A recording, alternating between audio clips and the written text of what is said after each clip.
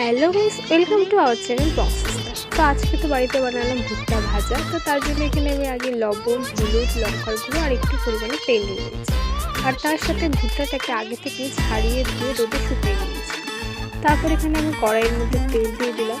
তেলটা গরম হওয়ার পরই তার মধ্যে অল্প পরিমাণে লবণ আর অল্প পরিমাণে হলুদ দিয়ে দিলাম। লবণ হলুদ দেওয়া হয়ে গেছে। এবার তারপরে আমি তেলটা গরম হওয়ার সাথে সাথে এটাকে একটু নাড়াচাড়া করে নিলাম। নাড়াচাড়া করা হয়ে গেলে এরপর ভুট্টাটাকে এর মধ্যে ছেড়ে দিলাম। ভুট্টাটাকে দেওয়ার পর গ্যাসটাকে একটু মিডিয়াম করে রেখে ভালো করে নাড়াচাড়া করে নিলাম। নাড়াচাড়া এভাবে নাড়াচাড়া করতে করতেই দেখো অনেকটা লাল লাল হয়ে এসছে। তারপর আরেক কিছুক্ষণ নাড়াচাড়া করে আমি এইভাবে ভুট্টাটাকে নামিয়ে দিলাম। তো এই যে আমার ভুট্টা ভাজা কমপ্লিট হয়ে গেছে। তো ভুট্টা ভাজা কমপ্লিট হওয়ার পর আমি এর মধ্যে উপর থেকে একটু লঙ্কার গুঁড়ো ছড়িয়ে দিলাম, যাতে একটু ঝাল ঝাল হয় জিনিসটা। তবে লঙ্কার গুঁড়ো দিয়ে মাখিয়ে নেওয়ার পর টেস্টটা আরেকটু চটপটা করার জন্য আমি এর মধ্যে জলজিরা দিয়ে দিচ্ছি।